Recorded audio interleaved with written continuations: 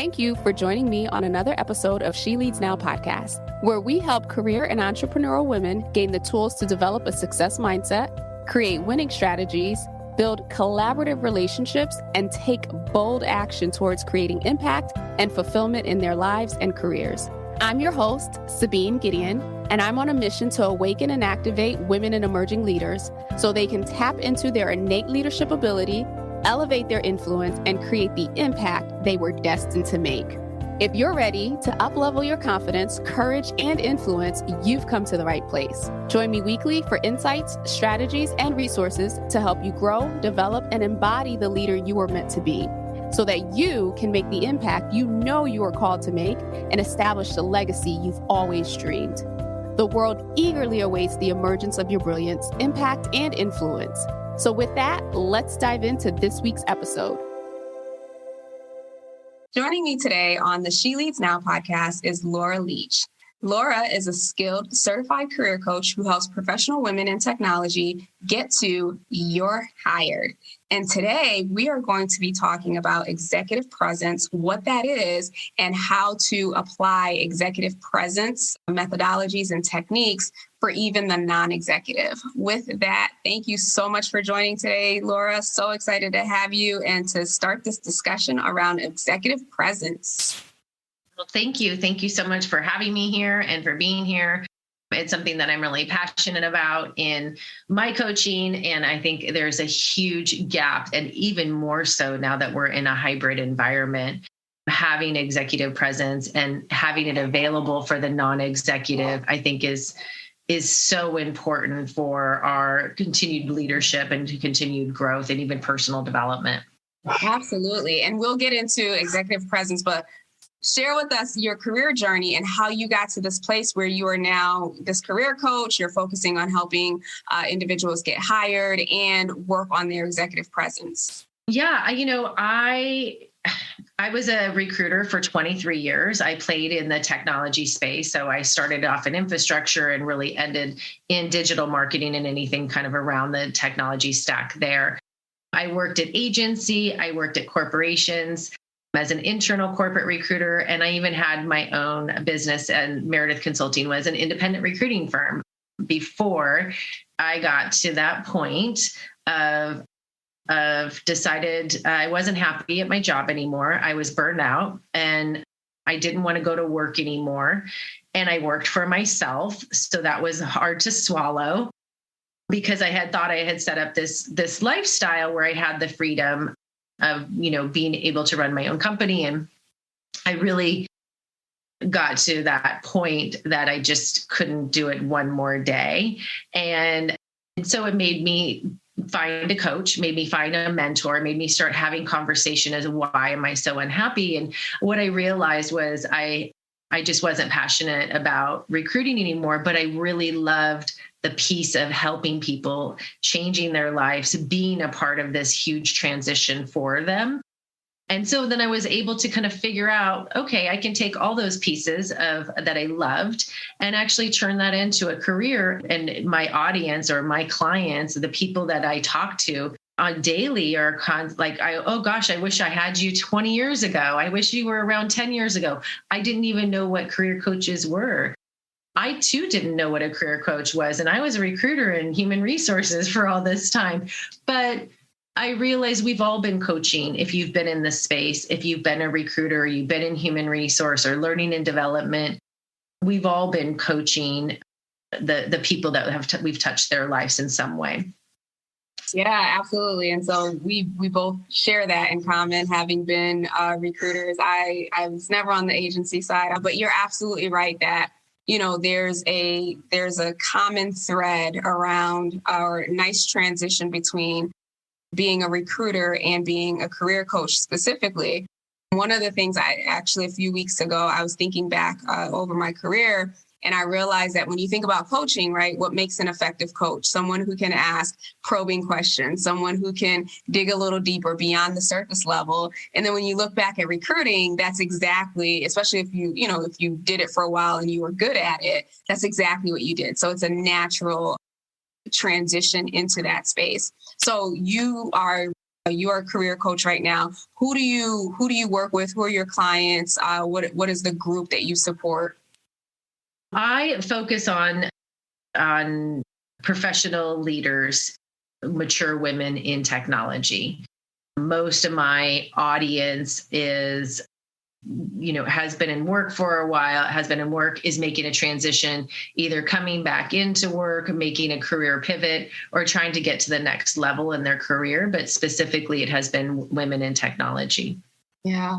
And I can imagine now with, I've heard somebody say earlier, the great pause and then the great resignation and the great reevaluation and whatever other word people want to tie to it. I would imagine that you're seeing a significant influx of women specifically in leadership roles in tech who are making those leaps and making those jumps. What advice are you giving them? Obviously, you're coaching them through the process.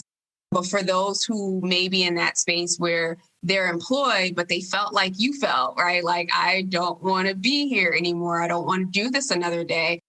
What advice are you giving them on, the first step towards making a leap or making a shift? Yeah, that's actually a really great question. I honestly, I think it's getting to why aren't you happy? What is it that is at the core of of being unhappy? Is it underpaid? Is it too much on your plate? Is it, you have too many responsibilities and juggling it all? Or is it like personal development?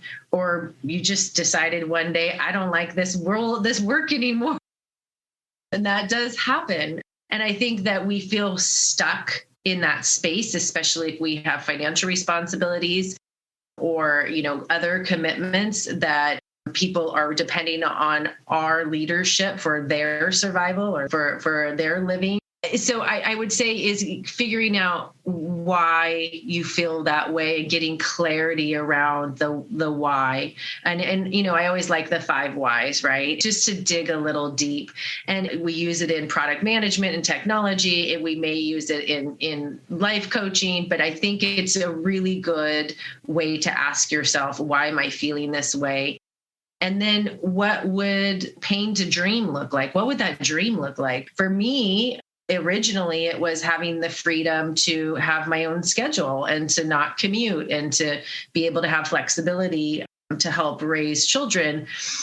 But even after 4 or 5 years, that wasn't making me happy anymore. And at the root of it was this one piece of recruiting that I didn't want to do anymore. So I think getting to the why and being really honest with yourself and separating your responsibilities and commitments to what's really happening internally with you. And then, not having a solution. What would that dream look like? What would that, if that pain was gone, what would it look like? And so I always think, where is it coming from, and get to the root of it. So get clarity around the why. Why are we feeling that way? So that we can figure out how can we get through it together. Yeah, I love the 5 whys exercise. I used to work in aerospace, and it was part of their methodology and their practice. And I literally use it. I just used it last night. I was finding myself in a place of frustration. Like, I use it for even the small things, but I was a little frustrated, and I just went through the process of, why are you frustrated? And then just kind of went through it and got to the root. And so I love that you mentioned that, because it does help support in getting clarity.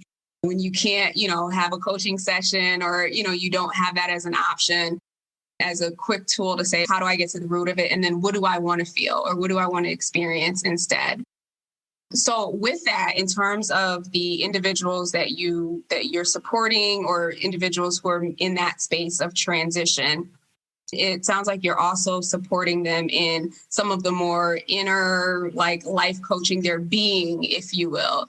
So talk to us a little bit about, because you coach individuals who are in leadership or in places where they're a little bit more senior in their roles and in their careers. Talk to us a little bit how you help them transition, not just from the role perspective, but from the mindset perspective around, like, this new space that they're going into. Yeah, I think there's a few different angles that I like to think about, and that is how we're showing up in that job search. So how are we showing up? How do we want to show up? Right? How do we think we're showing up, and how do we want to show up? Can sometimes be two different things. And so part of it is looking at, how are people receiving me in my networking? How are the stories that I'm telling in my interviewing, or in when I'm doing informationals or digging for information or just having casual conversation? So a piece of that I like to work on is coming up with what are those stories that we want to tell that are reflective of who we are and also who we want to be, or what our potential might be. And when I work with a lot of my clients, we go through a series of exercise of clarity, of a kind of career direction, networking strategies, and then interviewing techniques. And to me, those are all like telling stories. And I think the bigger piece that is really important is once we're in the interviewing, once we're having these conversations, how are we showing up, and are we positioning ourselves for what our potential is and not necessarily what our past has been? And I think oftentimes I call it, even our resume, I call it, it's not your career obituary, right? It should really be this marketing brochure that shows your potential. And I think about that in every step of the job search process of what is your potential and who is it you want to be when you show up that day one. And so really kind of keeping a focus on that, and instead of how we normally look at a job search of where can I fit in, and instead kind of be in that driver's seat of where do I want to go now and how do I get there? Yeah. So it sounds like you not only support them with the strategy of how to, navigate to get to your hired, but also a lot of personal branding. It sounds like getting that clarity on who am I? What do I want to do next? What is it what is my value proposition? How do I bring that to the table? And then how do I present that in a way that, resonates, if you will, with my audience? So really a lot more, not a lot more, but just as equally focused on you as it is about the job and the company. Yeah, that's correct. I always say that, I'm here to help simplify the process, but simplify doesn't mean less work, right? There's still work in the process. I try to make it as simple as possible, but there is still work in that process. And a lot of that is self-reflection. I often hear I was at my job for 20 years, but because that's where I just ended up. And that was my first job out of college. I kind of went through all the different opportunities within the company, but I don't know anything outside of the company. And I don't know how to even navigate that process. The landscape is so different. Oftentimes we fall into our careers, we don't choose them. And I like to think of my process now that we're at a certain age. And I think we should be in the driver's seat at this point in our careers. We should be taking, control of where we want to end up, or where we want our second half to end up. Mm-hmm. So that leads into the whole executive presence piece, right? Because some of that, as we were talking before, there's an element of branding in that as well.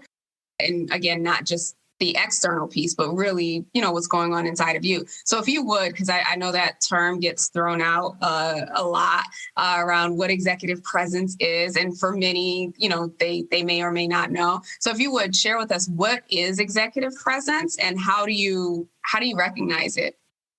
Yeah, that's actually a great question, because it is ambiguous to a lot of people. So I think of executive presence the same way that Sylvia Ann Hewlett has, the author of Executive Presence, has described it. And that's how you look, how you act, and how you speak. And I think it's an easy way to break it down. When I work with my clients, when I think about executive presence, I always think about it for the non-executive. Oftentimes we don't get executive coaching or even management training until we get to a certain level. And I think a lot of my clients have come up through the ranks just because of circumstance, and they didn't have an opportunity to have this kind of training or this kind of coaching. Even if it's just for a small amount of time, it still was never offered to them. So to me, this is the do-it-yourself approach to how can I get executive presence or understand it? And how can I step in to this self-awareness and this self-reflection? I often think of executive presence as not just how you look, how you speak, and how you act, but your emotional intelligence and your social intelligence and how you interact with other people and how people perceive you. And my idea behind this, this executive presence for the non-executive really does come from my recruiting days when I would put candidates in front of hiring managers and my candidates would come back to me and tell me about a horrible experience. And I often, felt embarrassment for both sides, for my hiring managers as well as for my candidates that I had, representing them and putting them in front of this company or this person. And I don't think it's necessarily the fault of the hiring manager or the fault of the company. And oftentimes, individual contributors become people managers just by default, and they just don't have that type of training, or they kind of get lost in the cracks. And I think it's so important to take control of that and understand, how am I showing up? Are people seeing me for how I see myself? Are the words that come out of my mouth, are they landing? Am I leading with empathy? Am I asking questions? And then, also, do I look like I should look? Am I representing a professional demeanor? Am I showing up every day and people gravitate toward me? And I often say, I think about it like, a TED Talk. We look at these speakers on the platform, and they're just like us. They're parents, they're students, they're historians, they're botanists, they're singers. They're not the platform speakers. They're not they're not the Tony Robinson. They're not out there working that circuit. And yet they have this presence that we listen to. We're engaged to what they have to say. Even if it's a topic we're not interested, we're still perked up. We're at the edge of our seat. We're listening because we're so engaged by that presence. Part of that presence that we're so engaged with has come with practice, with this knowledge of, how am I going to show up? How are people going to receive what I have to say? And that piece of executive presence can start at any age, as we've seen on a TED stage. But I think it comes with awareness and practice and understanding, is self-awareness and understanding. And sometimes we have to do these, what we called in HR, our 360s, right? Which was this big review that people get to do a performance review every year. And we don't have that opportunity anymore because we're working in these hybrid environments, and we don't have the opportunity to have these types of reviews. So I think sometimes we have to take it into our own hands and think, how can I do my own 360? How am I showing up?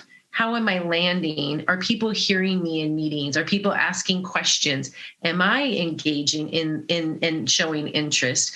And I think all of those components can happen very naturally. It's a muscle. I think we just have to kind of build on that muscle.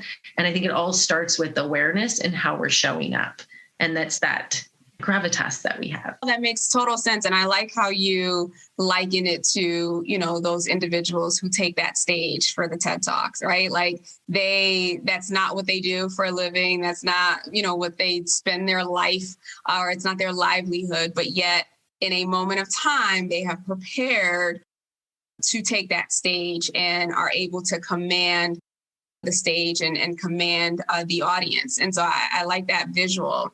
Now, let me ask you this from the perspective of, what I think you mentioned, and I like to call that accidental manager, right? So that person that gets thrown in, or someone leaves and now they're the interim head of whatever role. So, naturally thinking back, this person is likely, trying to balance the work that's on their plate. They're trying to balance gaining the respect of their former peers, now direct reports. They're trying to balance performance. So how do you, if you are so engulfed in the day-to-day, take that moment, or even have that inkling to say, okay, this all needs to get done, but at the same time, I need to step into this identity of an executive?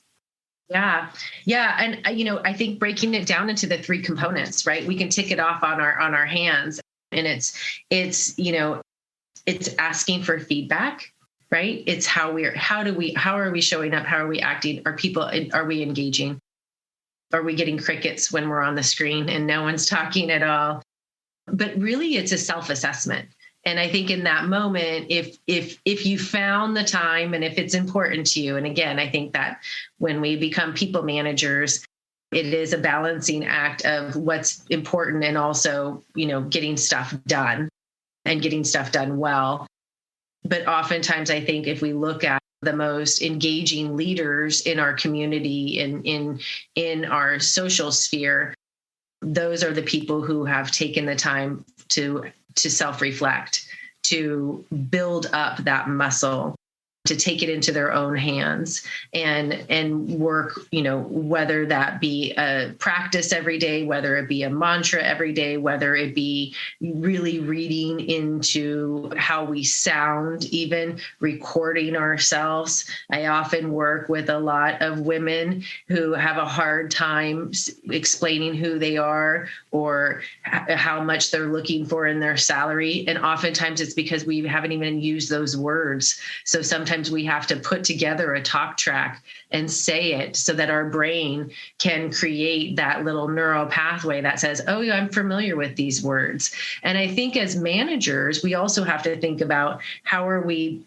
being received. And if we don't have this 360 performance review in the moment, we have to ask for feedback, and we have to do it in a way, that is going to be open-ended enough that we can continue to have conversation and continue to have more questions.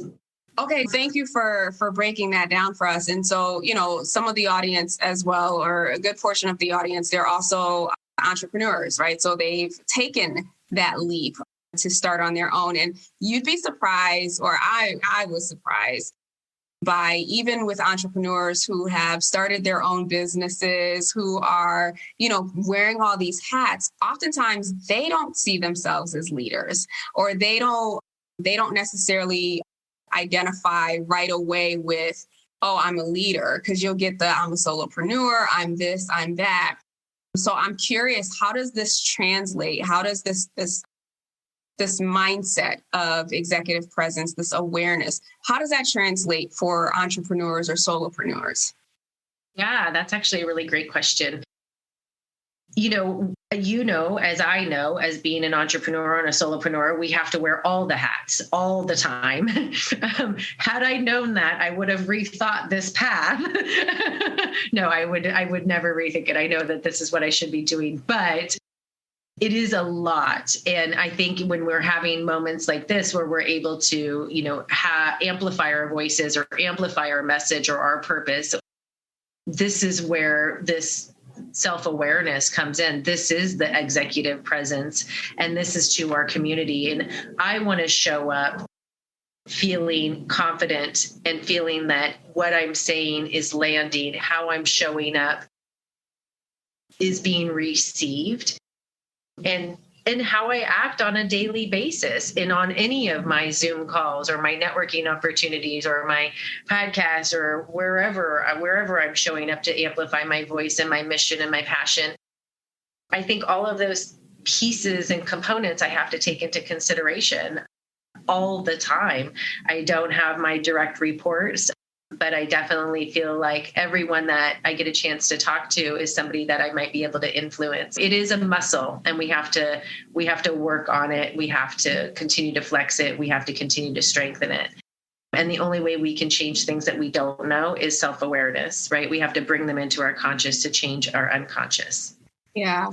And I love it. And you've said this a couple of times, around the asking for feedback, right? Getting to a place where ego is put aside and you come from a humble and curious place around, what's working, what's not working, and then being prepared to actually make those changes once you've asked for that feedback. And, I've done 360s. I still do 360s. And so one of the key pieces is you ask people who know you the best, right? So in corporate environment, we were asking our managers, we were asking our peers, maybe someone who was on a cross-functional team, And I've done this with actual clients in asking them to ask people who are closest to you, whether it's your employees or the freelancers that are working with you, your spouse, your family, people in your community, asking them if they had to use 3 words to describe you, what 3 words would they describe you with?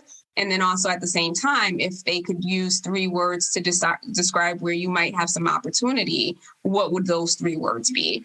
And so because it's limited to 3 words, it gives them an opportunity to really think through. And, you can hear a word like courageous and kind of interpret, okay, well, what does courageous mean, right? Without they gave you an entire sentence or an entire paragraph, that might land a little differently. So I say all that to say, I love the fact that you emphasize the getting feedback, and there are 100 different ways to get it. And we can even simplify it just as long as you're constantly checking in with others and yourself. Yeah, I love that 3 words plus the 3, right? We love the number 3. And everything, if we could tick off the 1, 2, 3, which is why I love the how we act, how we look, how we speak, because it's easy to tick off, and we always have our hand as an example, right? We can always kind of tick it off on our hand. I love that. I always say that the people who love us and would do anything for us are the ones that give us the serotonin boost that we need when we're feeling down and blue, right? But to go to them and ask also, where do you see the opportunity? Almost like doing a SWOT analysis on yourself. I love that I'm going to have to actually incorporate that and do it myself and see what other people can see. As far as we have blinders, right? It's really easy to have blinders on ourselves, and to also to our own limitations that sometimes hold us back from even moving forward, where people can see sometimes what we don't see about ourselves. I love that. Yeah, or what we don't want to see.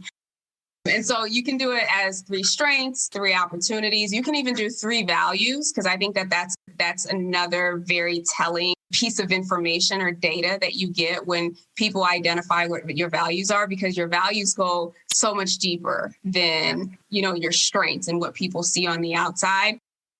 I had a friend do this one time. When I did this, they came back and they were like, well, one of your opportunities is you're a little sensitive. And in the moment, I was just like, you know what? She's right. I am actually very sensitive. And thank you. Yeah. But in another situation, maybe I would have been like, what do you mean I'm sensitive? Like, what are you trying to say? But so I say all that to say, be open to the feedback and be open to the information, and come with it from a place of curiosity instead of a place of judgment of what comes back to you. Yeah, I think coming from a place of love is always where I like to start too. Yeah, absolutely. So switching gears just slightly, like I mentioned before, with the whole Great Resignation and all those things, there are a lot of people who are really, coming into their identity or their awareness of, what it means to be a leader of their own lives, what it means to be a leader of their career, or even their businesses. And so as you're navigating, right, we all are navigating this uncertain environment that we're in from a business perspective, what advice do you have for someone who this is their first knock at this, where they don't have evidence or experiences from the past around, how to navigate downturns in the economy or anything like that?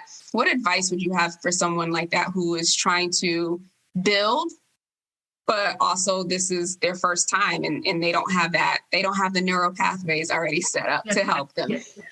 Yeah.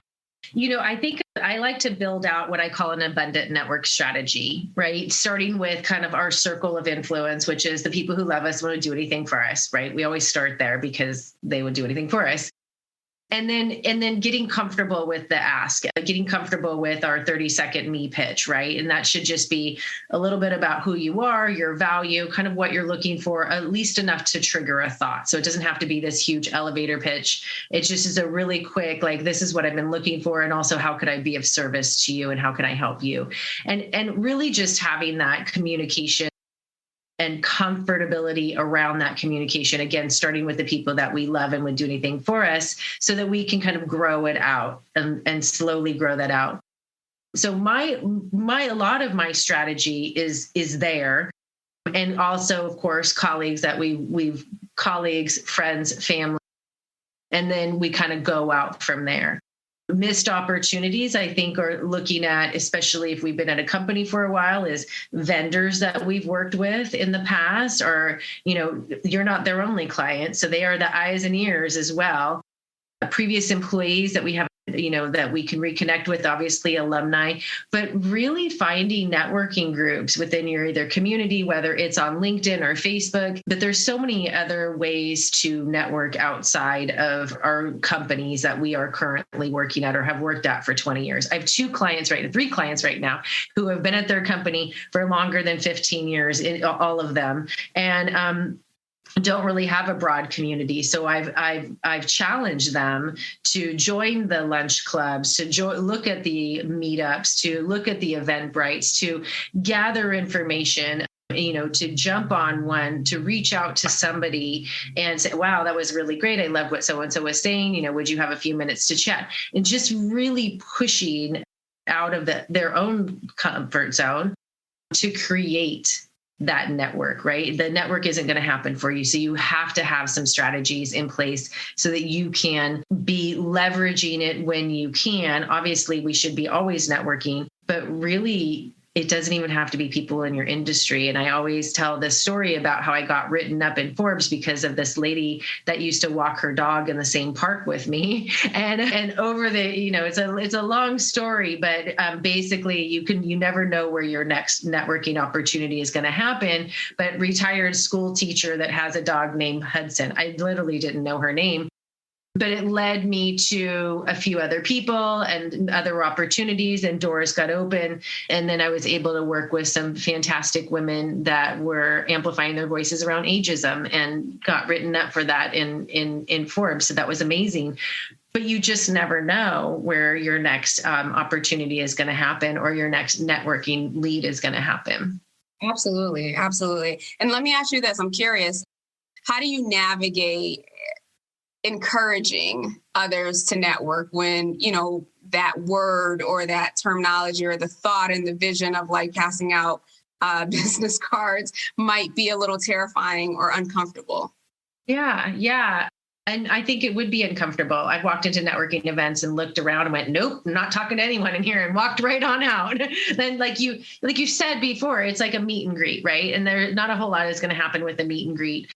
So I like to think of it as just opening conversations and just having conversations and with no expectations, right? It's just an exchange of information, of energy, of curiosity, and really kind of that random act of kindness of looking out and how could I help them? And who do I know in my network that could be helpful to them that I can exchange that information? So I always come from it as a place of, I just am curious and I want to have conversations and hope that something, that we can exchange some kind of information that we may need or not need. But I think, having a referral tree and knowing as many people as you can in various industries can only help. And if we think about it as just a conversation, it's not as scary or intimidating.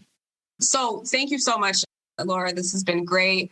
Just curious, where can people find you? Where can they connect with you if they have questions or if they're in transition themselves? Thank you so much for having me on. This has been great. So you can find me at meredithconsultingllc.com, which is my website. You're welcome to link in with me at Laura Leach on LinkedIn. Meredith Consulting on Instagram. Awesome. We'll include those in the show notes. And then lastly, I believe that leaders are readers. So curious if you have a book recommendation of something that, you're reading now, which has had an impact for you, or something in the past. Yeah, that's a great question as well. I will say right now I am getting through, again, Executive Presence. It's Sylvia Ann Hewlett and her book on executive presence. But I also am reading at the same time Your Goal Guide, and it's Deborah Eckerling, and it's a roadmap for setting and planning and achieving your goals. And she is a fantastic guide. This is a comprehensive guide. If you like planning, if you like laying things out and really trying to decide where you want to go and how you want to get there, fantastic book for laying out that roadmap. Awesome. So we'll be sure to link both of those books in the show notes as well. Laura, again, thank you so much for being here. Appreciate hearing about you and learning more about executive presence. That's it for today. We will be back next week with another episode of the She Leads Now podcast. Until then, have a great rest of the week. Thank you for tuning in to another episode of She Leads Now. Be sure to join us next week for another transformative discussion to help you grow, develop, and embody the courageous leader you've always been. Be sure to subscribe to the show to get alerts when new episodes drop, and join us for our next Leaders Lounge meetup on Zoom. Details and dates for future sessions are included in the show notes below, so take a look there or head over to sabinegideon.com/lounge to register and hold your spot for the next session. Again, that's sabinegideon.com/lounge to grab your spot. Excited to connect with you all inside the lounge. Talk to you soon.